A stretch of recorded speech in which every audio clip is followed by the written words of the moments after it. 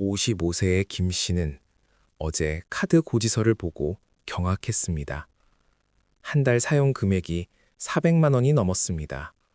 김 씨는 큰 돈을 쓴 기억이 없습니다. 확인해 보니 월세 80만 원이 카드로 빠져나갔습니다. 관리비, 통신비, 보험료까지 모두 자동이체로 카드 결제됩니다. 김 씨는 당황했습니다. 카드 값을 어떻게 갚지?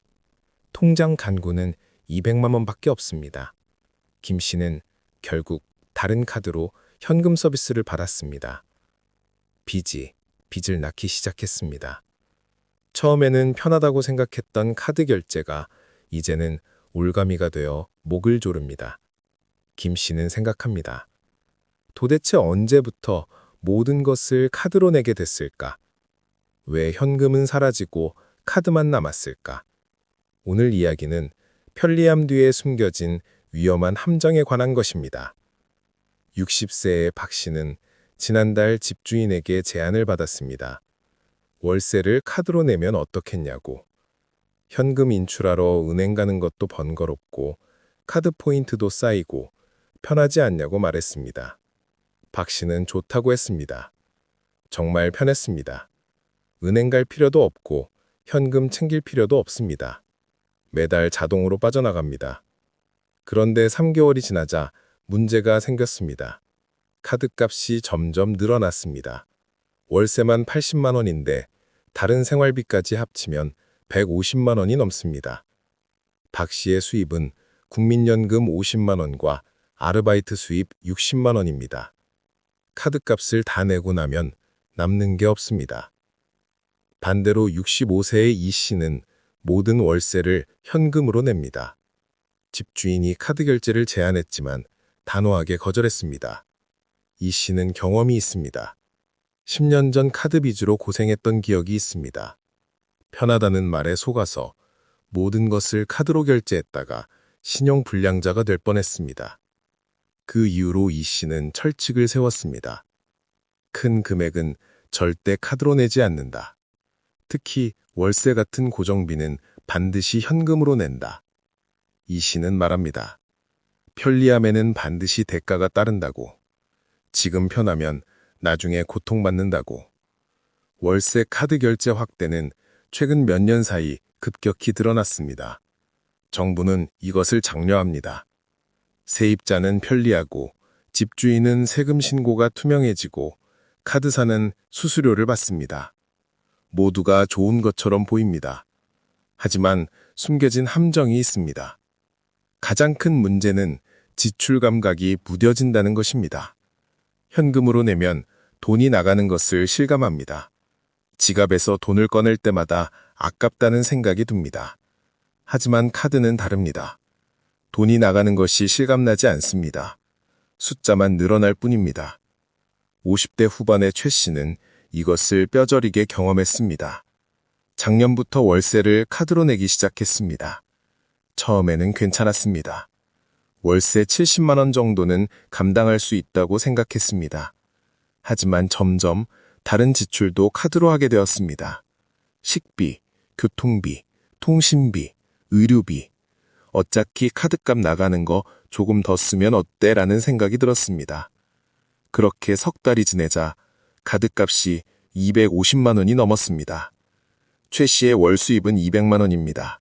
카드값을 낼 수 없었습니다.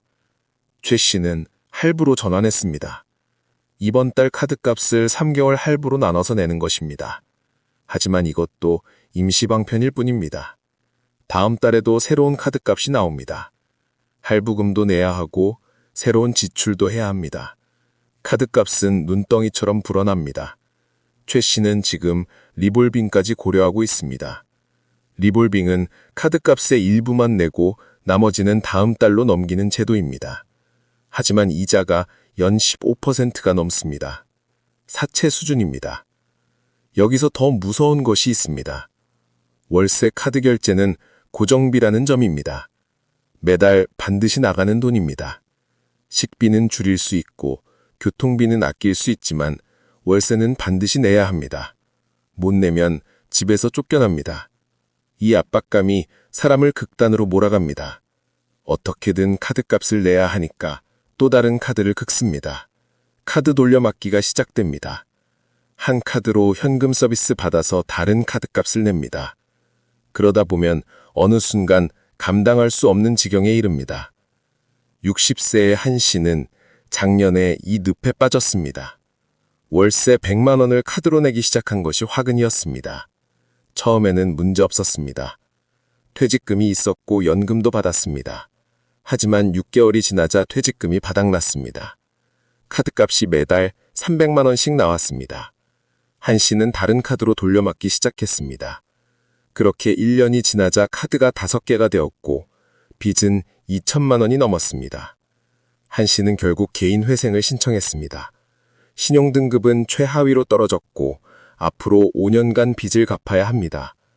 한 씨는 후회합니다. 왜 그때 현금으로 내지 않았을까? 불편하더라도 은행에 가서 현금을 인출했어야 했는데 편리함에 속았습니다. 카드사는 이런 사람들을 노립니다.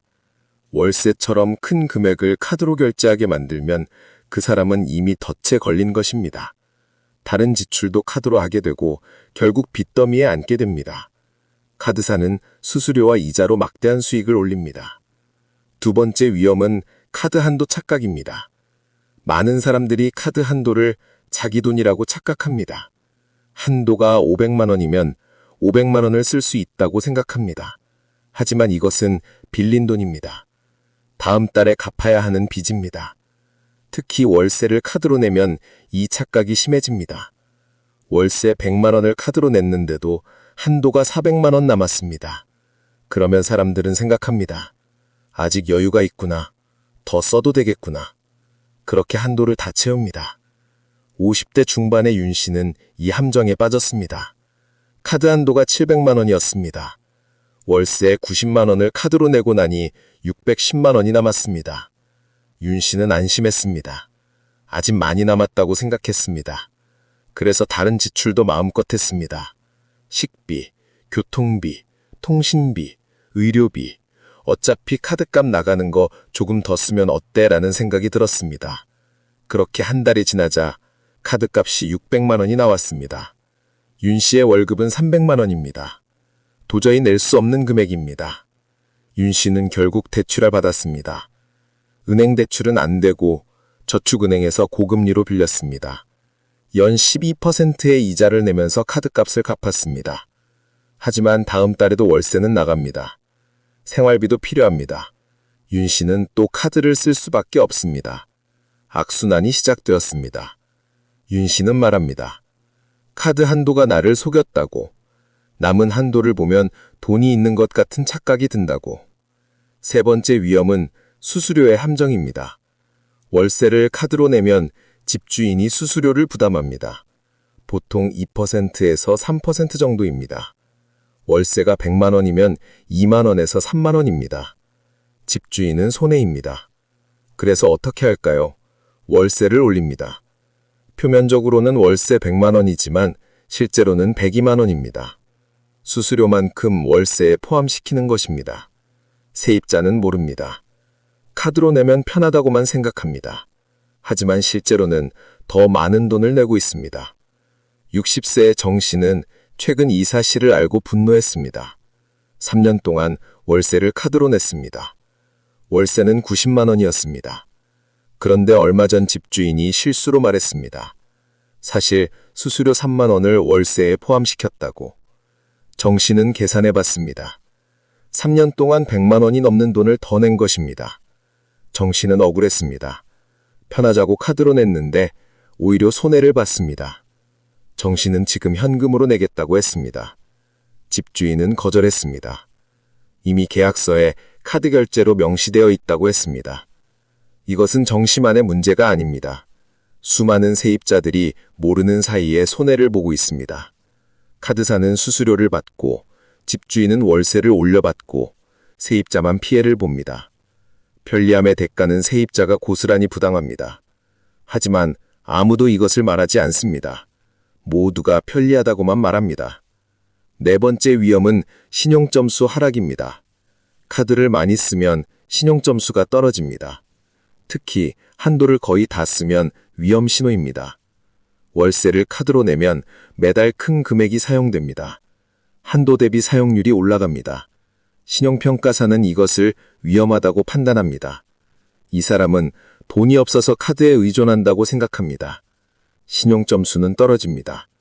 신용점수가 떨어지면 대출이 어려워집니다. 금리도 올라갑니다. 결국 더 큰 어려움에 빠집니다. 50대 후반의 송 씨는 이것을 경험했습니다. 1년 동안 월세를 카드로 냈습니다.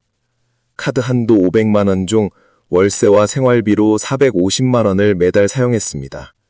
한도 대비 90%입니다. 송 씨의 신용점수는 100점이 떨어졌습니다. 송 씨는 집을 사려고 대출을 알아봤습니다. 하지만 신용점수가 낮아서 금리가 높게 책정되었습니다.